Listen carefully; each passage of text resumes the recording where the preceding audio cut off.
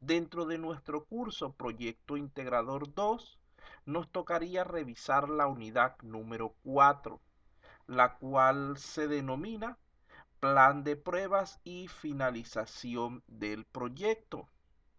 Esta unidad está integrada como siempre por 4 temas, el primero de los cuales es titulado Plan de pruebas y calidad del software.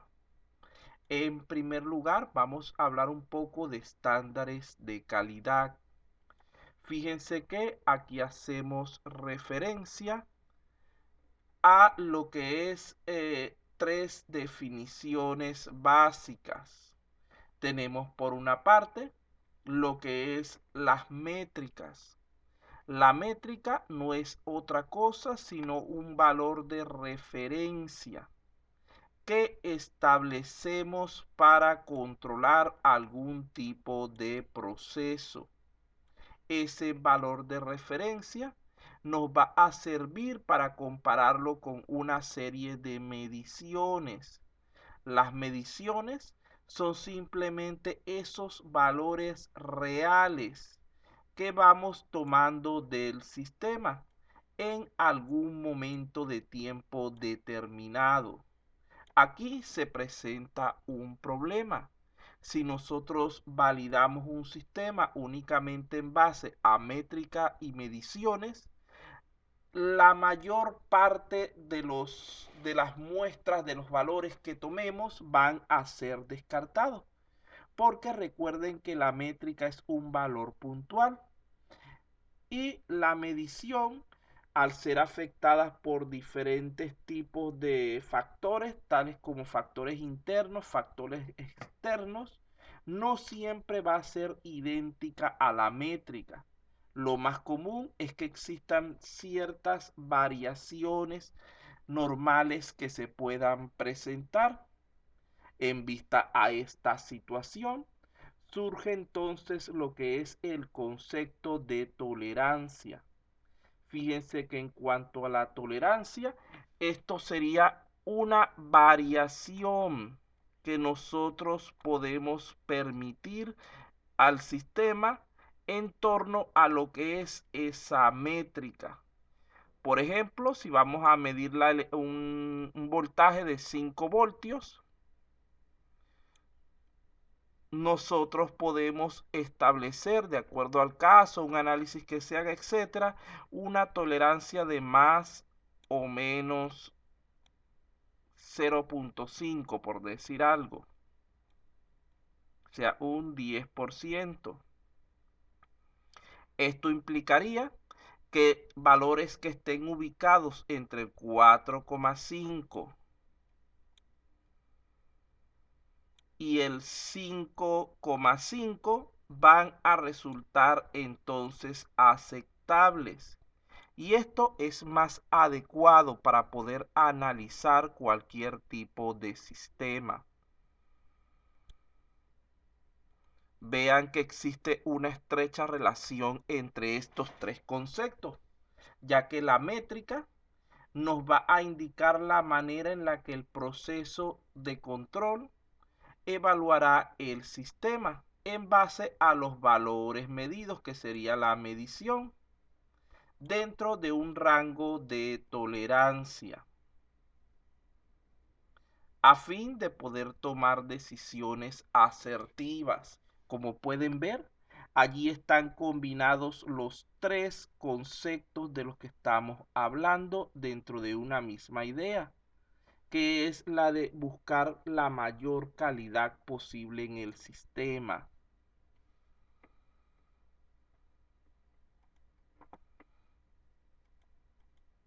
Por otra parte, cuando hablamos de estándar de calidad, vean que tenemos por concepto que es el nivel mínimo aceptable de calidad que debe tener el software basado en una serie de métricas preestablecidas. Cuando vemos esta definición, surgen de nuevo los mismos tres términos. Tenemos aquí directamente la métrica. Cuando hablamos de un nivel mínimo aceptable, estamos hablando de un rango de tolerancia. Y cuando hablamos de que debe estar presente en el software, tenemos que haberlo medido. Allí tendríamos de forma directa e indirecta los mismos tres conceptos que ya estábamos planteando. Fíjense que aquí salen a relucir algunos factores que debemos tomar en consideración. En primer lugar estaría el término proceso, el cual no es otra cosa sino una serie de actividades o tareas realizadas de manera lógica para alcanzar algún objetivo. Tenemos las estrategias, que sería ese conjunto de pasos, ese conjunto de modelos, de políticas que se van a seguir para poder cumplir con nuestras metas. Tenemos los recursos, que serían esos elementos disponibles y necesarios para poder ejecutar los diferentes procesos. Tenemos la parte de estructura organizacional, que hace referencia a los cargos, a las responsabilidades de los diferentes miembros que intervienen en los procesos, es decir, al papel del recurso humano dentro de todo esto que tiene que ver con la calidad. Y finalmente tenemos los documentos, que vienen a ser diferentes formas de registro de los eventos, las acciones realizadas, que nos sirven como evidencia y como herramienta de consulta. También debemos tomar en cuenta algunos elementos fundamentales dentro de lo que es la calidad de los procesos. En primer lugar estaría la satisfacción del cliente, el propósito básico por el cual se realiza cualquier actividad dentro de lo que es el negocio, es satisfacer una necesidad. Dentro de esto, nosotros tenemos por allí que también tomar en cuenta que no estamos solos en el mercado, que siempre va a existir una competencia, donde para poder sobresalir debemos procurar cumplir con los estándares establecidos en el mercado, inclusive tratando de superarlos. Recuerden que el conjunto limitado de clientes están tratando de ser abordados por toda esa cantidad de empresas prestadoras del mismo servicio. Tenemos también los defectos. Debemos ser conscientes acerca de nuestra responsabilidad respecto a las consecuencias negativas que podría causar una falla en los sistemas que estamos diseñando. Normalmente no nos preocupamos mucho por ello porque pensamos tan solo en sistemas de tipo transaccional, como los de un supermercado, un colegio o algún otro por el estilo, que aunque pudiera presentarse una falla, esta probablemente no tendría consecuencias demasiado graves, tal vez la pérdida de algo de tiempo. Pero recuerden que muchas veces también hay que diseñar sistemas para otros propósitos más críticos. Por ejemplo, estaría lo que es la gestión de una planta de energía o de una planta nuclear, o inclusive el software necesario para el funcionamiento de los marcapasos. Vean que una falla en cuanto a este tipo de aplicaciones podría generar la pérdida de vidas humanas, lo cual va en contra de todo lo que nosotros estamos planteando lograr. Por otro lado, nosotros también hicimos referencia a los niveles de madurez del software. Vean que aquí hablamos de 5 niveles. Tenemos el inicial, el gestionado, el definido, el gestionado cuantitativamente y el en optimización. Esto de acuerdo al modelo CMMI. Fíjense que cuando hablamos del nivel inicial, en ese caso, las soluciones van a depender única y exclusivamente de la persona encargada de resolverla. No hay unos procesos formales establecidos. En ese caso, la persona lo que busca es resolver para su beneficio, para poder cumplir él, sin importarle los efectos que tenga sobre el resto de la organización. Aquí se puede lograr conseguir los objetivos, pero generalmente va a haber problemas en cuanto a incrementos significativos del tiempo requerido y de los costos asociados. Cuando hablamos del nivel 2 gestionado, estamos hablando de aquel donde los procesos ya son más, digamos que más formales, más estandarizados a nivel de lo que es el área de trabajo. Ya no pertenecen a una persona, sino a toda el área en común. Aquí el líder del área es el encargado de tomar todas las decisiones. Y además de esto, muchas veces se continúan teniendo problemas de incompatibilidad con el resto de las áreas de la empresa, pudiendo ser que una solución válida para un departamento A pueda afectar negativamente a un departamento B, incrementando su trabajo, complicando sus procesos, etcétera. Cuando llegamos al nivel 3, allí ya se trabaja de común acuerdo en toda la organización.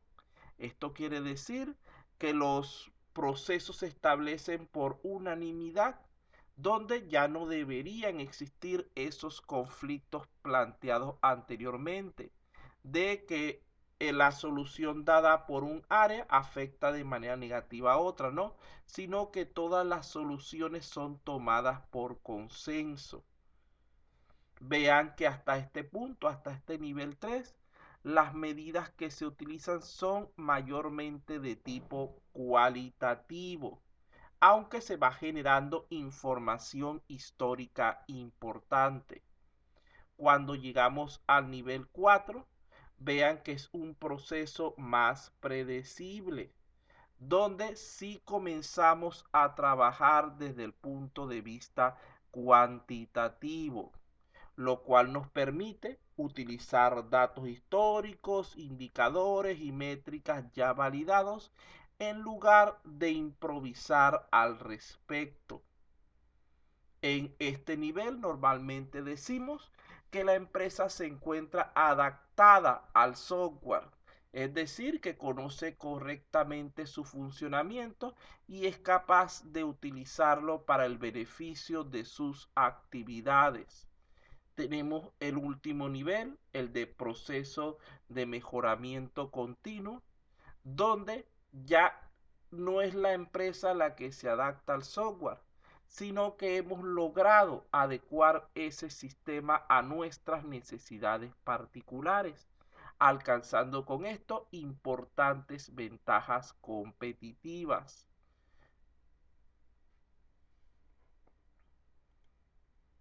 Luego de esto, hablamos entonces de las pruebas de calidad, donde debemos ser conscientes que para poder asegurar lo que es la calidad, debemos realizar pruebas. Y en este caso vamos a hablar específicamente de lo que son las pruebas de confiabilidad. En primer lugar, debemos ser conscientes de que aunque en un mundo ideal lo mejor sería aplicarle todas las pruebas a todos los proyectos, en la práctica esto no es posible. Por lo tanto, hay que tomar una serie de factores en cuenta para poder elegir las mejores pruebas que se puedan aplicar en cada caso. Esos factores podríamos resumirlo de la siguiente manera. Tenemos en primer lugar el marco de referencia aplicado. Fíjense que en este caso estamos diciendo que no es lo mismo probar un software dedicado a la gestión de un colegio que uno que se utiliza para gestionar una tienda o una clínica. Son casos totalmente diferentes. donde las necesidades del negocio no son las mismas y por lo tanto deberían ser evaluados de distintas maneras. En segundo lugar, tenemos los tipos de software. No es lo mismo evaluar un software transaccional como el que usa una tienda que un software gerencial o uno de inteligencia artificial o un juego. Cada uno tiene sus propias características y particularidades que deben ser tomados en cuenta a la hora de probarlos. Tenemos también la disponibilidad de especialistas, la cual puede ser también un limitante, donde nosotros necesitamos de ciertos especialistas para lo que es el diseño, ejecución y análisis de las pruebas. Tenemos por otra parte la cultura organizacional del grupo de desarrollo, la cual puede influir en la decisión de cuáles pruebas aplicar. Por ejemplo, de acuerdo a las que ellos más dominan, las que más conocen, las que han utilizado previamente, las que prefieren, etcétera. Todo esto podría entrar en juego. Tenemos el presupuesto asignado al proyecto. Recordemos que el diseño, la ejecución y análisis de prueba tiene un costo. Muchas veces, a medida que vamos avanzando en el proyecto, vamos dándonos cuenta en ciertos casos que el presupuesto se nos está quedando corto. Entonces, lo que se opta normalmente es por eliminar elementos como las pruebas, aunque esto, mi criterio, es un grave error, porque recordemos que el no probar, el no detectar de manera temprana ciertas fallas, podría llevarnos a costos mayores posteriormente. Tenemos el ambiente de pruebas. No es lo mismo realizar pruebas en un laboratorio donde controlamos los diferentes factores que hacerlo en el entorno real, es decir, en el ambiente de negocio donde va a operar normalmente nuestra aplicación, y que existen diversos factores que van a influir en lo que es la misma. Finalmente tenemos la disponibilidad de tiempo. Aquí va a pasar idéntico que con el presupuesto. El tiempo es un factor limitado. Si nosotros no disponemos de suficiente tiempo para ejecutar las pruebas y demás, vamos a tener que recortar esa cantidad de pruebas para tratar de concluir de manera satisfactoria el proyecto. De todas maneras, vuelvo a repetirle, lo ideal es que hagamos suficientes pruebas, porque una escasa cantidad de las mismas puede llevarnos a consecuencias tristes posteriormente. Aquí tenemos una definición de confiabilidad.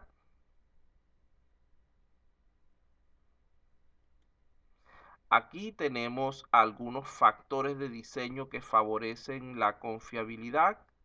Vean que en primer lugar tenemos que tratar de que el sistema sea completo, es decir, que no omita ninguno de los requerimientos. Si a nosotros nos pidieron que hiciéramos un sistema capaz de realizar 5 funciones, nosotros deberíamos presentarle al cliente un sistema que tenga esas 5 funciones para poder decir que nuestro trabajo está completo. Si presentamos 4, estamos presentando un sistema incompleto.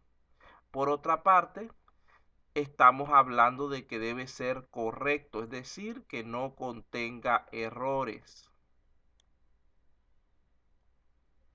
Una cosa es hacer un sistema completo que tenga todas las funciones que nos han indicado, y otra es que esas funciones trabajen correctamente, es decir, que no tenga errores. Ambas cosas son indispensables para poder lograr la satisfacción del cliente. Por otra parte, el sistema o debe ser estable. ¿Qué implica esto? Que él debe ser capaz de funcionar correctamente de manera continua durante el mayor tiempo posible. Además de esto, debe ser robusto, es decir, debe ser capaz de recuperarse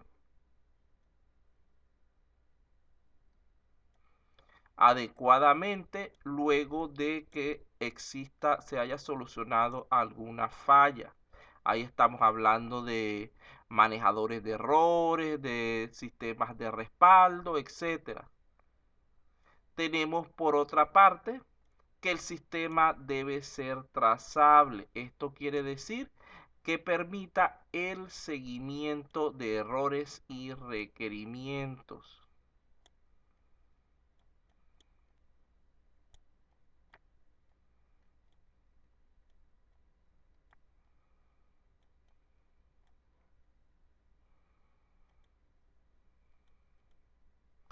Cuando hablamos de prueba de confiabilidad, según lo que es el ciclo de vida de las pruebas, nosotros contamos con 4 tipos de pruebas de confiabilidad. Serían las unitarias, las de integración, las de sistema y las de aceptación, las cuales deben ejecutarse de manera secuencial y permiten evaluar lo que es la funcionalidad, la resistencia al estrés y la robustez del sistema. Estas pruebas las podemos ver desde diferentes puntos de vista, desde diferentes perspectivas. En primer lugar, desde su entorno de ejecución, vean que todas ellas son planteadas para ser ejecutadas de manera dinámica, es decir, con el sistema en funcionamiento. Aunque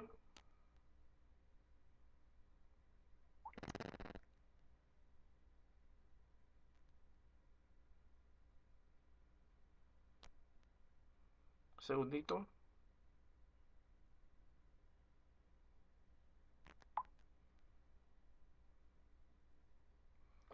Aunque en el caso de las pruebas unitarias es muy común que también puedan ser realizadas durante lo que es una forma estática, es decir, a través de la revisión del código fuente, de la documentación, etcétera, donde no hay necesidad de que el sistema esté funcionando. Además de esto, nosotros estuvimos conversando acerca de las fases del modelo RUP, las cuales son inicio, elaboración, construcción y transición, pudiendo nosotros ubicar las pruebas de confiabilidad en relación con este modelo. Fíjense que todas las pruebas de confiabilidad son planteadas para ser realizadas de manera dinámica. Por lo tanto, necesitamos software funcionando, lo cual implica la fase de construcción. Pero nuevamente, en el caso de las pruebas unitarias, también se pueden realizar durante lo que es la fase de elaboración, mediante revisión de documentación, de modelos, de diagramas, código fuente, etcétera. Y además de esto, las pruebas de aceptación, aunque se diseñan durante o se pueden realizar a partir de la fase de construcción, lo más adecuado es que sean realizadas durante la fase de transición.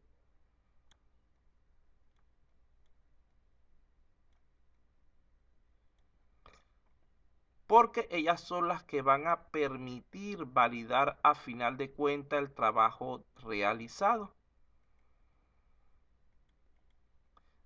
Además de esto, nosotros planteamos ciertos enfoques respecto a lo que es el diseño de los casos de prueba.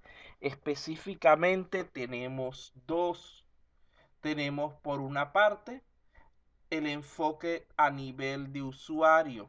Aquí estamos hablando de pruebas de caja negra, donde,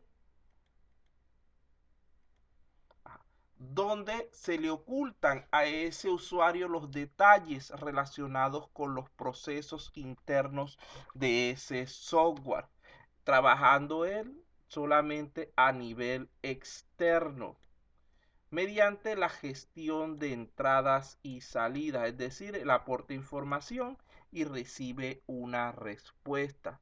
Aquí estamos hablando de altos niveles de abstracción.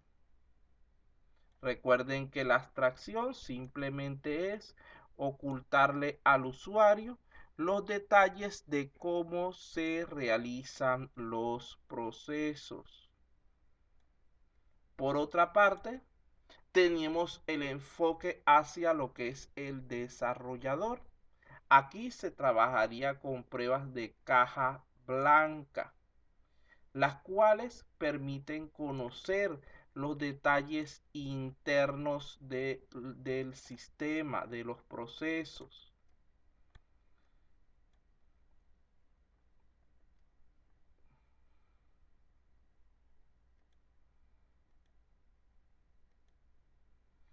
Por otra parte, tenemos aquí que en base al enfoque de diseño, las pruebas unitarias y de componentes están enfocadas hacia lo que es el desarrollador, mientras que las pruebas de sistema y de aceptación son de caja negra, enfocadas hacia lo que es el usuario. A pesar de que es posible no es normal que el desarrollador también ejecute este tipo de pruebas. Pero ya esto es un detalle que lo vamos a explicar un poquito más adelante en su momento. Lo importante es que estén pendientes de eso. Las dos primeras pruebas son de enfoque interno, es decir, de caja blanca para el desarrollador. Y las dos últimas son de enfoque externo, de caja negra, para lo que es el cliente. En cuanto a la documentación, simplemente tenemos que decir que toda prueba que sea realizada por el desarrollador debería ser documentada de manera formal y detallada, mientras que las pruebas realizadas por lo que es el usuario normalmente tienen un muy bajo nivel de detalle, siendo de tipo informal.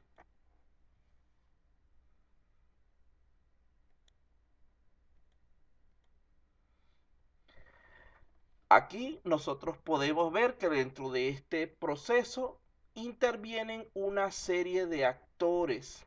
Tenemos en primer lugar algunos de tipo interno que vendrían a ser el desarrollador y los usuarios.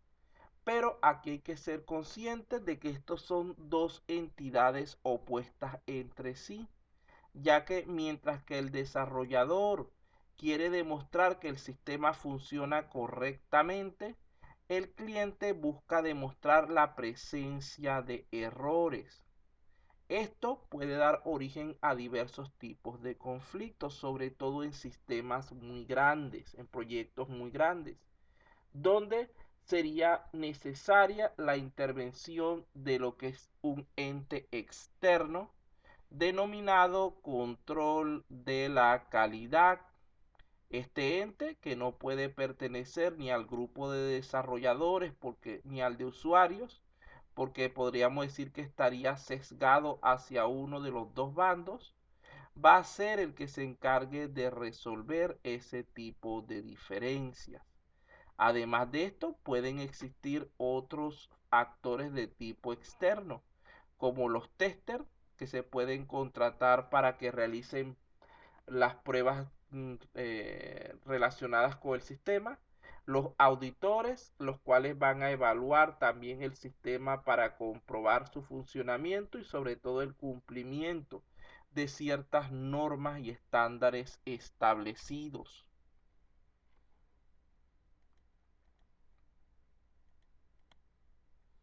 Ya que aquí hemos hablado de manera general acerca de los 4 tipos de pruebas, vamos ahora en este punto a referirnos a ellos brevemente de manera más puntual, más específica. Primeramente, vamos a hablar de manera rápida de las pruebas unitarias o de componentes. Fíjense que estas son las primeras evaluaciones a las que se somete el software.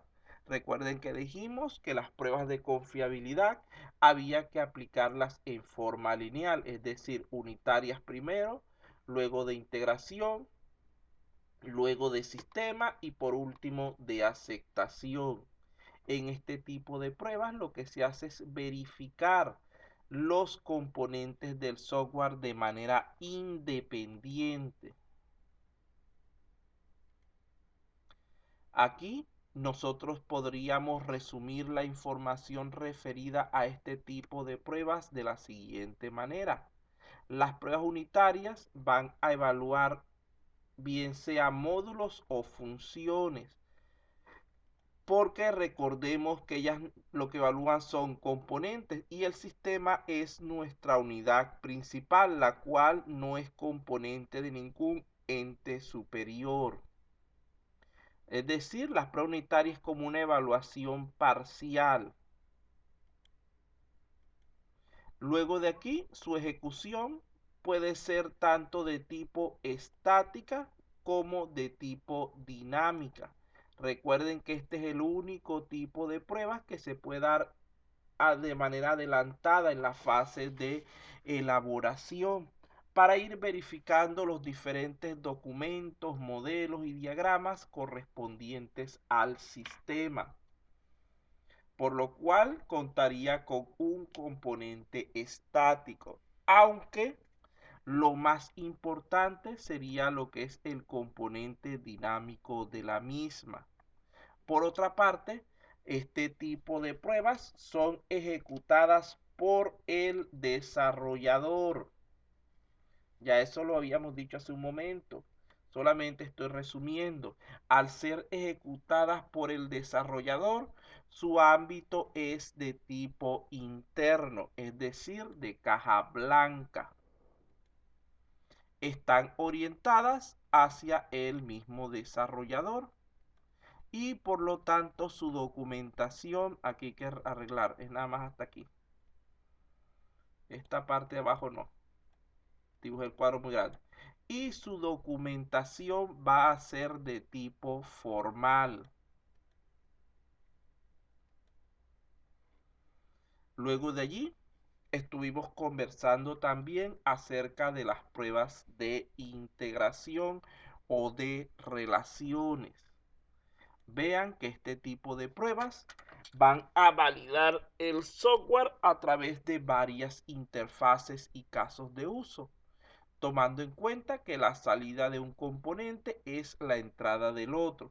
Esto quiere decir que para poder realizar pruebas de integración debemos contar al menos con 2 componentes relacionados a evaluar. No se puede hacer prueba de integración sobre un único componente, ya que en ese caso no estaríamos hablando de una prueba de integración, sino de tipo unitaria. Fíjense que lo que se evalúa allí es la comunicación entre componentes, repito.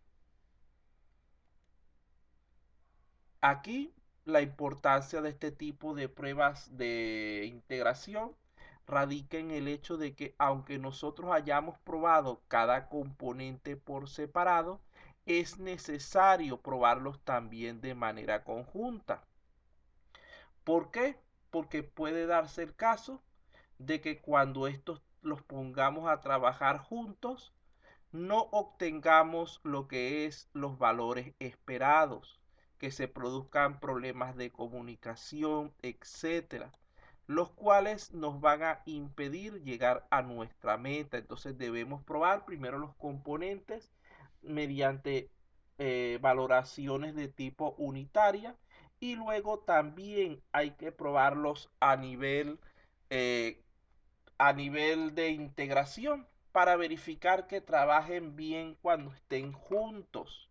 Lo podríamos llevar, imagínense, personas que cuando están trabajando de manera individual sacan una buena calificación. Está acostumbrado a estar encerrado en su casa, a no trabajar en equipo. Pero resulta ser que se presenta una evaluación que tiene que ser en equipo. Y ese grupo de personas son asignados juntos. Se presenta el caos y a final de cuentas sale mal en su evaluación. Eso es más común de lo que ustedes piensan. El trabajar en conjunto requiere una serie de características adicionales que lo hacen más complejo y que por lo tanto deben también ser tomadas en cuenta si queremos mejorar nuestra calidad.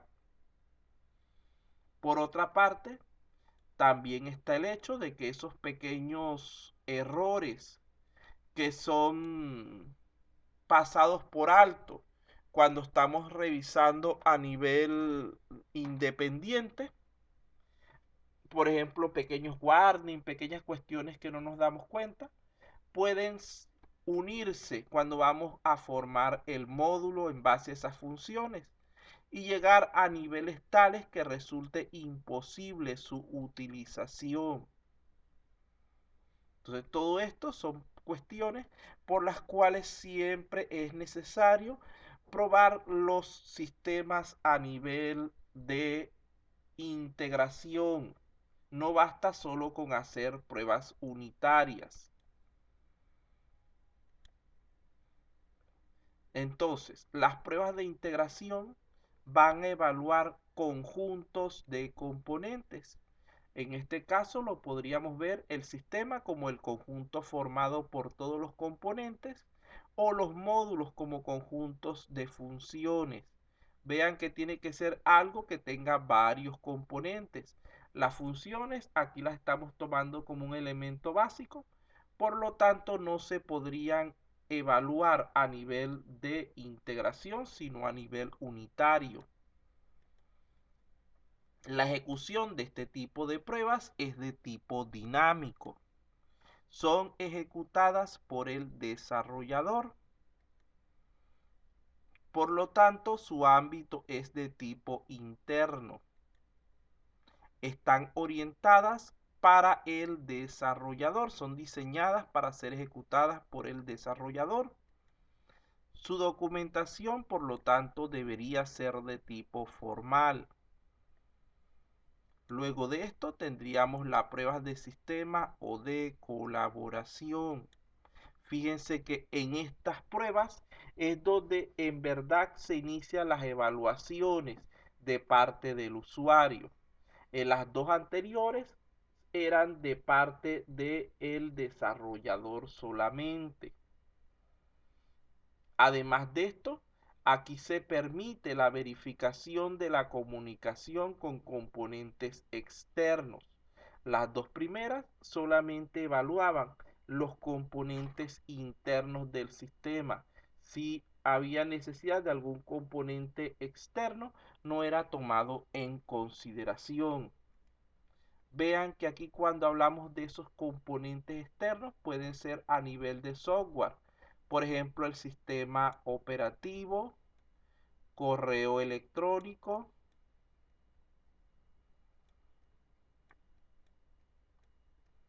diferentes tipos de páginas web,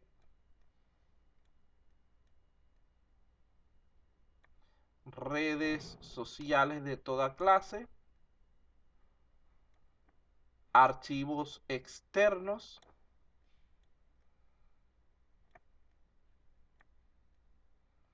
y bases de datos externas, por ejemplo, del SUNAT, de los bancos, de lo que sea que ustedes necesiten que no pertenezca a su sistema. Desde el punto de vista de hardware, serían diferentes tipos de dispositivos, por ejemplo, celulares, tablets que no pertenecen a la empresa. Tendríamos los diferentes elementos de redes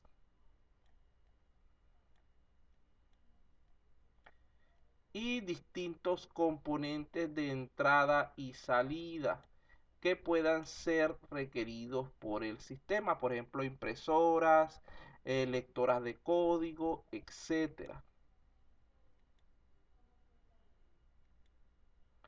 Dentro de las pruebas del sistema tenemos dos categorías.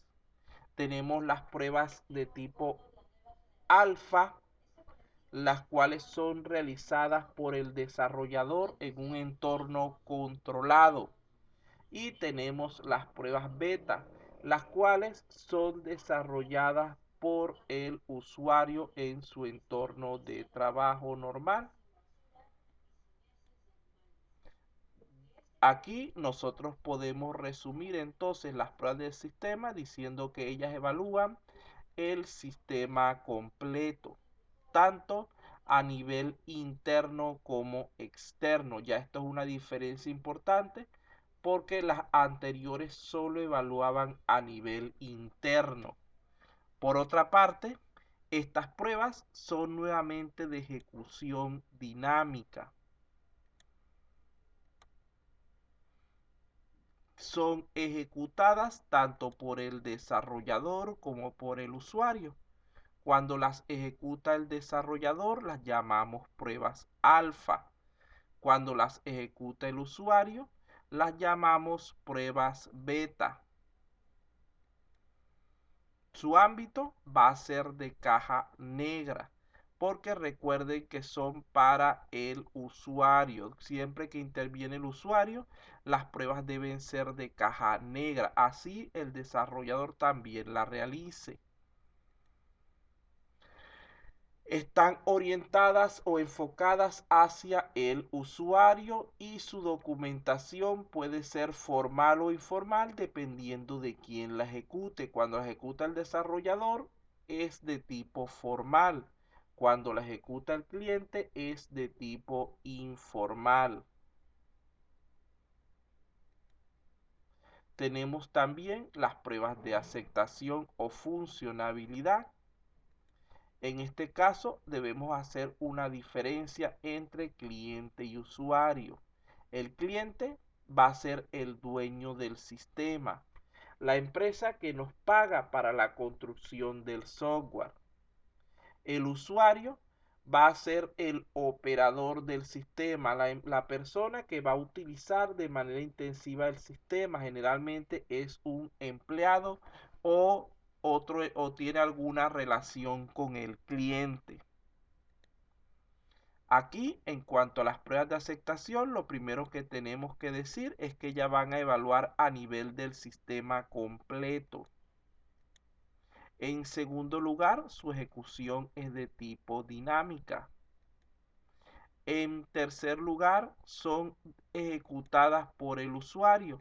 Por lo tanto, su ámbito es de caja negra. Están orientadas hacia lo que es el usuario y su documentación, por lo tanto, generalmente es de tipo informal. Vean que nosotros tenemos que tomar en cuenta que a medida que vamos avanzando durante lo que es el proceso de desarrollo de software y nos vamos alejando de esa visión enfocada en el sistema o en el desarrollador, acercándonos hacia una visión enfocada al usuario, las pruebas van a ir cambiando para ir validando diferentes elementos. Vean que en el nivel más bajo, más cercano al código, están las pruebas unitarias, las cuales evalúan los componentes en forma individual. Luego llegamos a lo que serían las pruebas de integración, las cuales van a evaluar la comunicación entre componentes. Luego tenemos las pruebas de sistema, que van a evaluar las distintas funcionalidades y la presencia de comunicación con elementos externos. Y finalmente tenemos las pruebas de aceptación, las cuales buscan validar los requerimientos. Por otro lado, tenemos también que hacer mención a las pruebas de regresión. Fíjense que esto lo que consiste es en realizar de manera reiterada pruebas a componentes que ya han sido verificados anteriormente y fueron reparados, se les hizo alguna corrección. ¿Qué quiere decir esto? Nosotros inicialmente probamos el sistema. Luego de allí detectamos ciertos errores.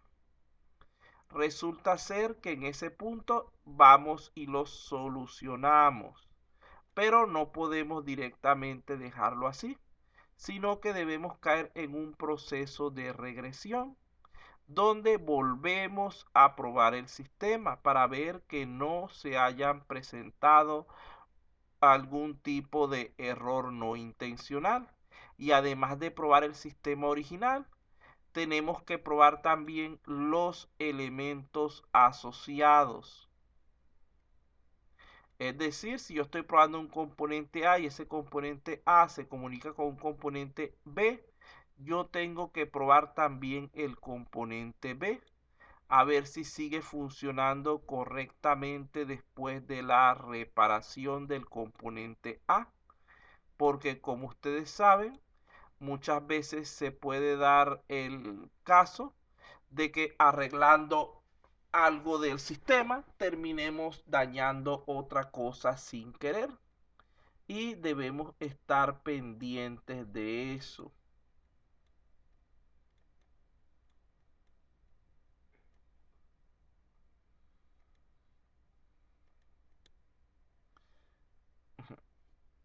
Aquí vendrían también dos tipos más de pruebas, que serían las pruebas estadísticas, que se usan generalmente para verificar componentes no funcionales, tales como el rendimiento, los cuales constan de elementos de tipo cualitativos y a través de diferentes técnicas estadísticas como los promedios o frecuencias, podemos llevarlos a valores cuantitativos que nos permitan su mejor valoración. Por otra parte, tenemos también las pruebas de defectos.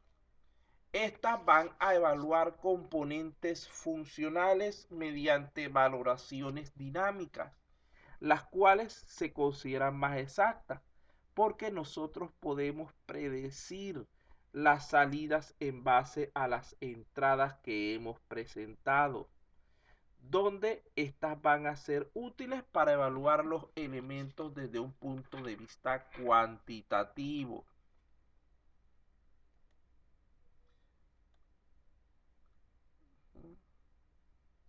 Cuando hablamos de un caso de prueba, no estamos hablando de otra cosa, sino de una serie de entradas, salidas, procesos, etcétera, que se diseñan para poder analizar algún tipo de objeto en particular. Vean que generalmente la construcción de este caso de prueba están basadas en formatos que nos permitan reducir los esfuerzos de prueba y la tasa de error asociada. Recuerden que el principal objetivo de las pruebas es detectar el mayor número posible de defectos con el mínimo consumo de tiempo y esfuerzo. Estos formatos de prueba están constituidos por una serie de elementos, entre los cuales estarían los que tenemos en pantalla. No los vamos a explicar de uno en uno porque ya eso fue explicado durante la clase normal y nos llevaría demasiado tiempo.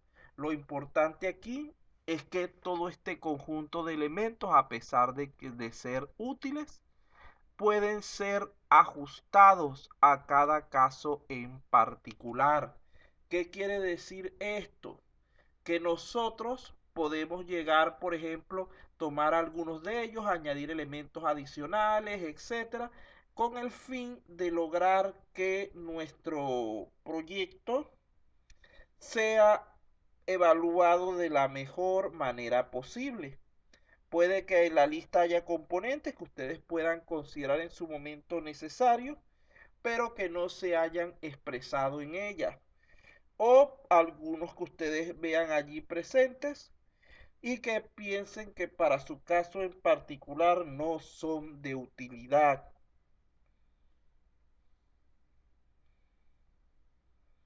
Aquí hay varios ejemplos, no los vamos a revisar de nuevo porque sería bastante tiempo. Lo importante de estos ejemplos es decir que lo que se busca es tener información suficiente acerca de lo que se está haciendo y que deben ser siempre adaptables a las necesidades de nuestro proyecto. No es que porque hay formatos estandarizados nosotros nos vamos a quedar con ellos y a trabajarlos tal como está, así no cuadren con nuestros propósitos, ¿no? Nosotros tenemos que ir ajustando estos formatos para que se adecúen a las necesidades reales del sistema. ¿Alguna pregunta, alguna duda hasta este punto?